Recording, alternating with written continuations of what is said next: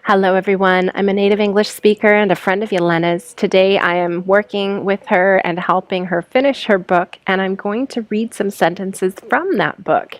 I really hope you find them useful. We're going to practice pronunciation. Let's begin. What do you do when things don't go right? Lose your temper or just become very quiet and thoughtful? So this is a question, so I'm going to edit this for the book. What do you do when things don't go right? Lose your temper or just become very quiet and thoughtful? What do you do when things don't go right? Lose your temper or just become very quiet and thoughtful? We spent the entire morning in a lawyer's office. Uh-oh, that must mean that something's wrong.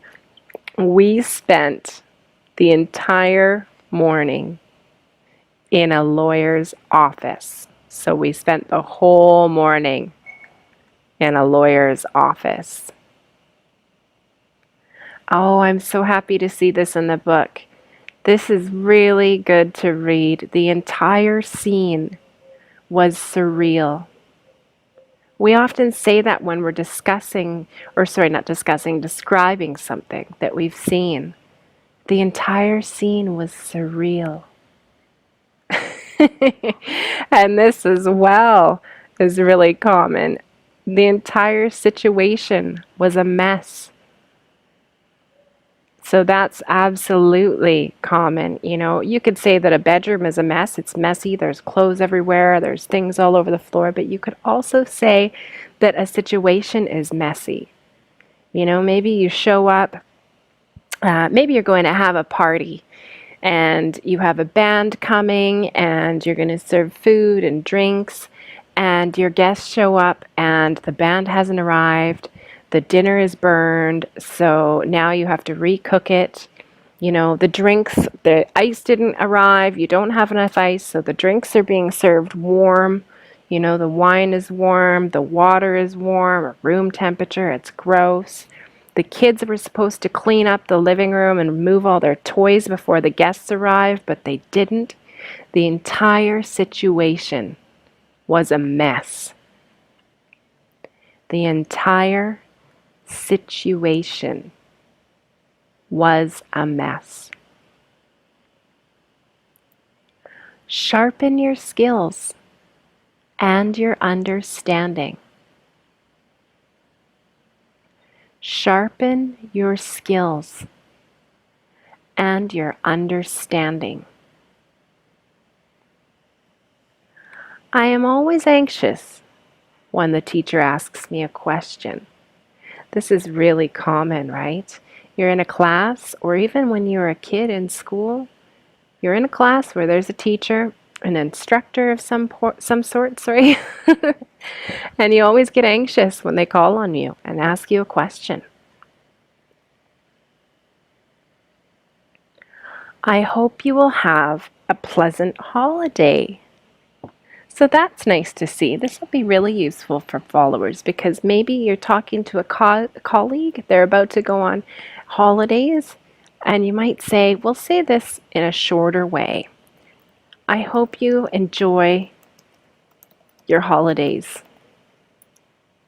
Or, I hope you have a nice holiday. These are both really common. So you're wishing them well on their holiday. Oh, sorry, I should delete this.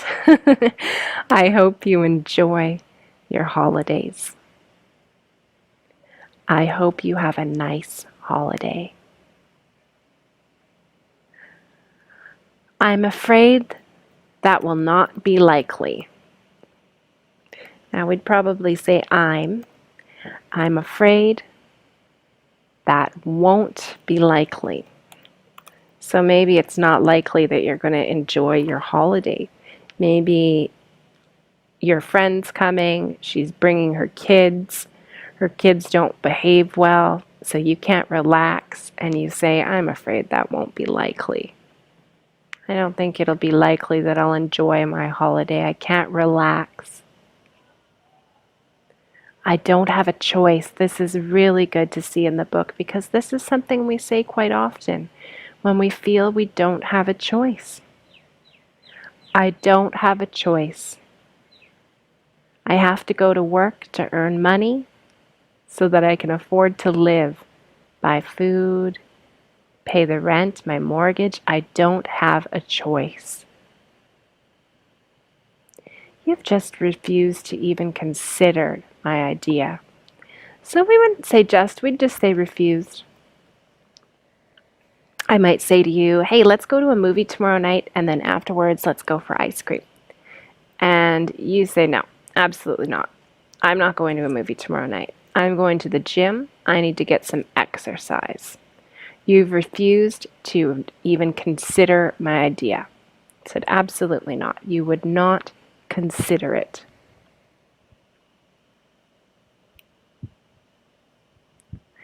One morning, she woke up and refused to get out of bed. So this is great to see here. I think this will be really useful for Yelena's followers because this happens often. Maybe somebody is sad, she's having a bad day, she doesn't want to get out of bed, she refuses to get out of bed. Or maybe she's sick. One morning she woke up and refused to get out of bed. She was just too sick. One morning she woke up and refused to get out of bed. In the end, he shouted, it's him or me. Make your choice. This can be quite common with relationships. Maybe you have two sons and they fight all the time. And one of the sons says, I can't live here with my brother. He's awful. It's him or me.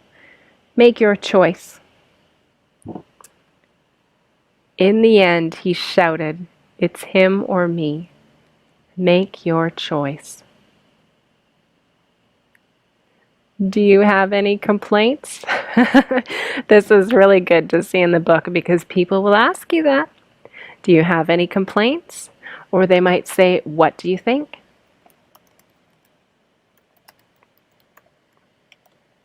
Complaints are often used when we're talking about a service. Like maybe you spent the night at a hotel and on your way out, the receptionist or the owner says, hey, how was your stay? Do you have any complaints? Was everything okay? Because they want to know so they can do better next time, make improvements for next time. Do you have any complaints? Oh, yeah, the bed was really soft. Oh, okay, that's good to know. When we buy beds again, we'll buy more firm beds. What do you think? That's another one. I might paint the bedroom blue and say, hey, what do you think? Do you like this color? I will have to listen to Paul's complaints. Well, that happens sometimes. You get stuck somewhere with somebody that complains and you say, I'll have to listen to their complaints. I'll have to listen to Paul's complaints. I will have to have some teeth taken out. So maybe you've gone to the dentist and some of your teeth are in bad shape. You will have to have some teeth taken out. You'll have to have them removed from your mouth. I don't think we have 4 seasons anymore. It seems to me we have only 2. So we would actually change this around. You can say both, but we only have 2 sounds more natural, and this is really common all over the world. I don't think we have 4 seasons anymore. It seems to me we only have 2. Any more. That illness weakened him a lot. So this is very common. That illness weakened him a lot. So somebody gets sick and it makes them weak. They're not strong. They don't have a lot of energy. That illness weakened him a lot. I ate a hasty lunch. So this means you were doing it quickly. In fact, you could even say it like this. This makes more sense. I ate lunch hastily. So you ate lunch in a rush. You were rushed. Now we do say this, but it's rare. It's from older times. So instead you might say I will, or sorry. I'll never understand unless you explain. This is common, right? Somebody tells you something and you don't understand it. You need them to explain the whole situation. I'll never understand unless you explain.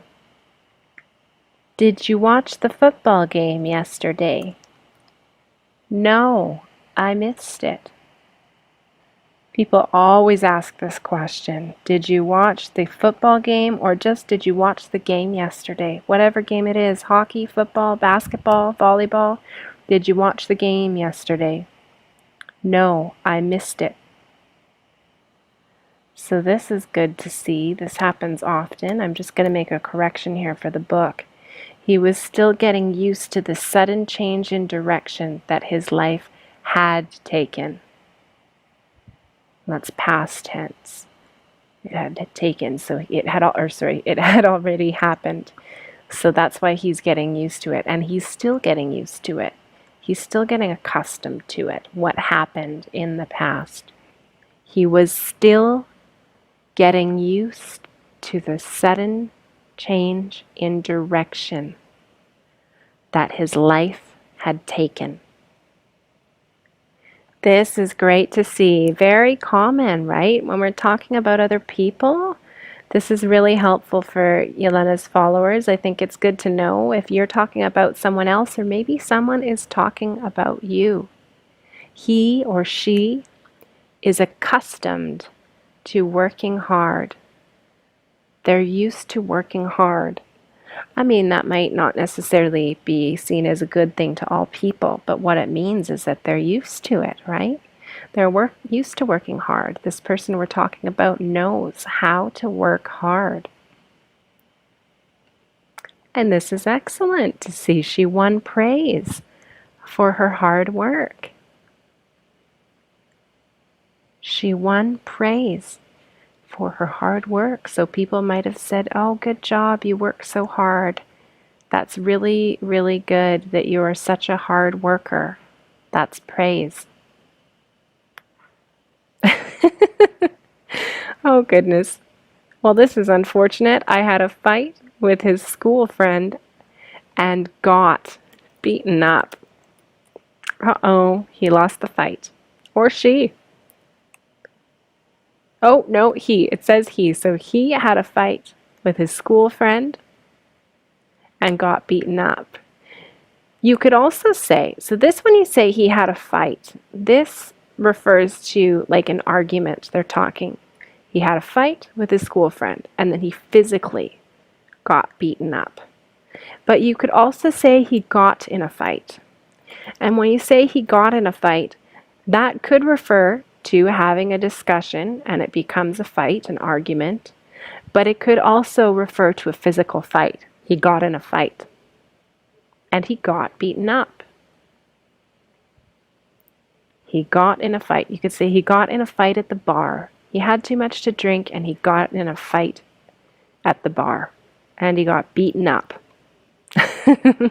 That's unfortunate. Bad example. Well, it's a good example. It's just too bad.